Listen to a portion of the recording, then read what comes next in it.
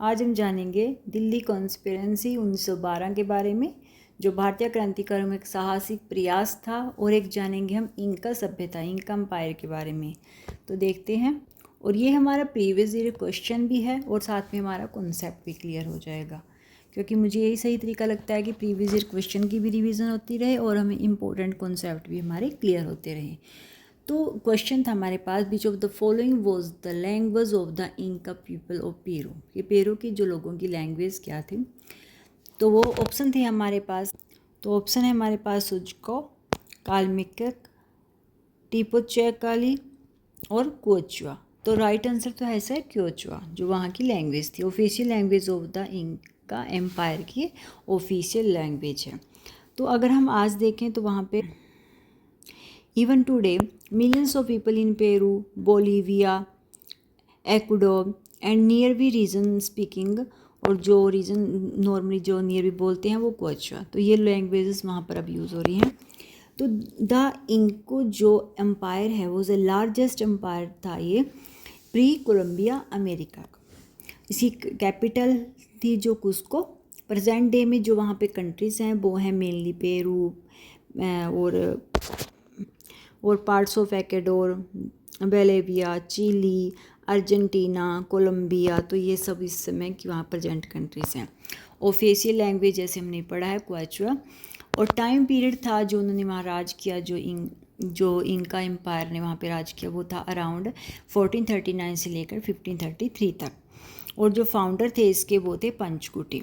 Last emperor थे इसके एटाहुलप्पा।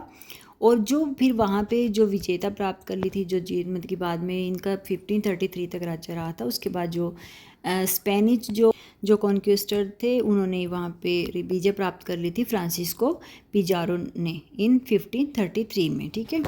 और जो उस समय की इंका एम्पायर की एक फेमस चीज़ है, जो आज तक जो एक टूरिस्ट प्लेस बना हुआ, बहुत ही सुंदर जगह है, तो है वो फेमस साइट है माचू पिच्चू।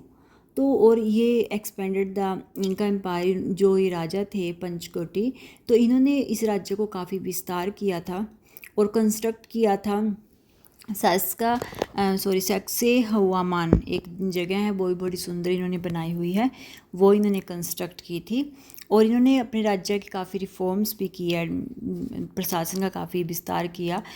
और he transformed a small kingdom around Cusco into a vast empire called ताबत सु। तो इन्होंने जो छोटा सा वो एम्पायर जो कुस्को के आसपास जो उनकी कैपिटल थी उसके आसपास जितना भी राज्य, उन्होंने वास्ट एम्पायर में बना दिया था, मतलब कि काफ़ी इन्होंने राज्य का विस्तार कर लिया था। ठीक है। और जिसको कहा गया था ताबंसुयो। और इनका जो फेमस स्टैचू है आज बना हुआ पंचकोटे का, तो वो कुस्को में है, पेरू में। और जो हिस्टोरिकल कैपिटल थी इंका एम्पायर, वहीं पर इनका एक स्टैचू बना हुआ है बड़ा सुंदर। तो जो माचू पिच्चू है वो फेमस है, एक रिमार्केबल स्टोन आर्किटेक्चर है, बड़ा सुंदर इन्होंने बनाया हुआ है, जिसमें एग्रीकल्चर टेरेसेस भी हैं और रिस्पेक्टिव माउंटेन सेटिंग्स इस तरीके से है। ठीक है, माउंटेन पर सेटिंग है ये।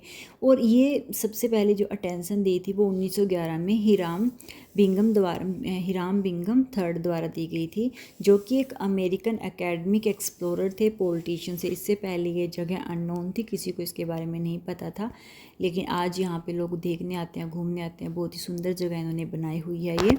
और एक इन्होंने बनाया था जो वो था सक्से हवामान, जो कि एक साइट है specially famous for its enormous zigzag walls. जो इसकी जिगजैग बॉल्स बनी हुई है, मतलब की दीवारें हैं वो हैं। और कहते हैं कि इसमें made from stone weighing many ton, काफ़ी टन कह सकते हैं, बहुत ही ज़्यादा हैवी जो इसमें स्टोन लगे हुआ है, पत्थर हैं।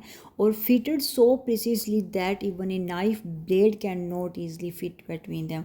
और इतनी अच्छी तरीके से इन्होंने इनको लॉक्ड किया हुआ है कि इसमें एक नाइफ तक भी, हम कह सकते हैं एक ब्लेड, एक नाइफ तक भी नहीं घुस सकता, इतनी अच्छी तरीके से। और कहते हैं कि जब भी भूकंप आता है, कुछ भी आता है, तो ये इनका कुछ नहीं, मतलब कि ये गिरती नहीं है दीवारें। अगर ये ऊपर थोड़ी बहुत लूज़ हो भी जाती हैं, ऊपर नीचे हो जाती हैं, तो फिर दोबारा अपनी प्लेस में लॉक्ड हो जाती हैं। तो इस तरीके से इन्होंने बहुत ही सुंदर ये बनाया हुआ है। ये है इनका जो स्टैचू बना हुआ है, बहुत ही सुंदर, पेरू में कोस्को में जो इनकी कैपिटल थी उसमें बना हुआ है। और ये इन्होंने माचू पिच्चू जो बनाया था ये बना हुआ है, इस तरीके से इन्होंने बनाया हुआ है। बहुत ही सुंदर जगह है ये भी। और जो इन्होंने एक और ये है वो सेक्सो हुआमान जो इन्होंने बनाया था, जिसमें काफ़ी हैवी पत्थर हम कह सकते हैं लगे हुए हैं और इस तरीके से ये इंटरलॉक्ड है। इसमें कोई ये नहीं है कोई सीमेंट या चूना कुछ यूज़ किया हुआ है, ये आपस में पत्थरों को इस तरीके से इंटरलॉक किया हुआ है कि ये गिरते भी नहीं हैं, बहुत ही मजबूती से खड़े हैं। कहते हैं इन्होंने अपनी ये सुरक्षा के लिए भी किया था और काफ़ी यूज़ेस के लिए उन्होंने बनाया था ये।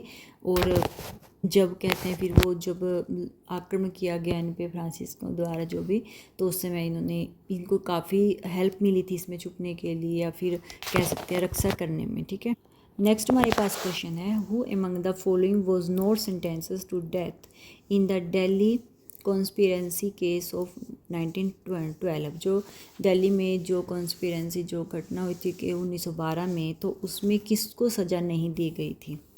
वो हमारे पास ऑप्शन थे अवध बिहारी, बाल मुकुंद, बसंत कुमार और बालराज। तो ऑप्शन तो हमारा राइट आंसर है डी। अब देखते हैं कि दिल्ली कॉन्स्पिरेंसी केस है क्या। तो इसमें क्या था कि जो रिवोल्यूशनरीज थे, जो क्रांतिकारी थे, उन्होंने थ्रो द बम बिकॉज क्योंकि उन्होंने 1912 में बम फेंक दिया था अंग्रेज के ऊपर।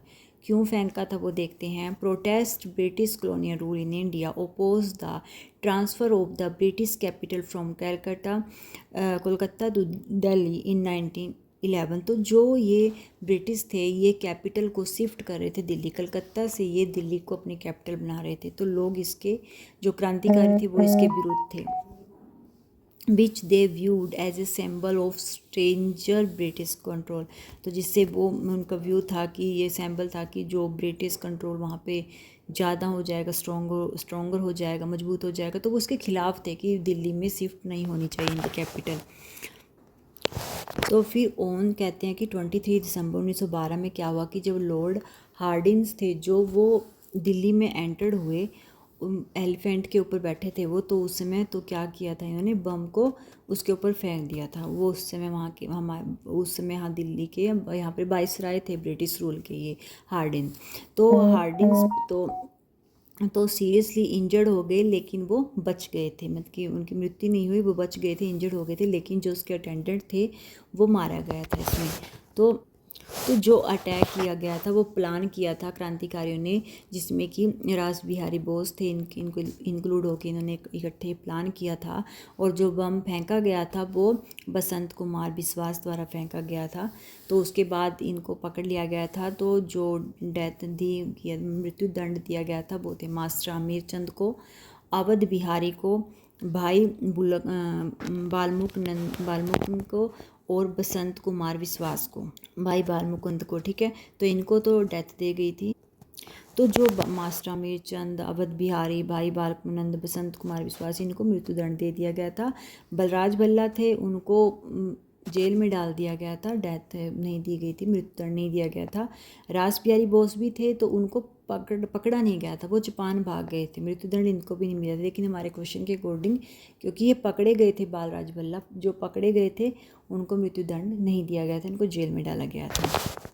तो इस तरीके से वो हाथी पे जा रहे थे हार्डिंग, तो उन पे इन्होंने आक्रमण कर दिया था। तो ये तो बच गए थे, इंजर्ड हुए थे, लेकिन इनके जो साथ में थे वो मारे गए थे।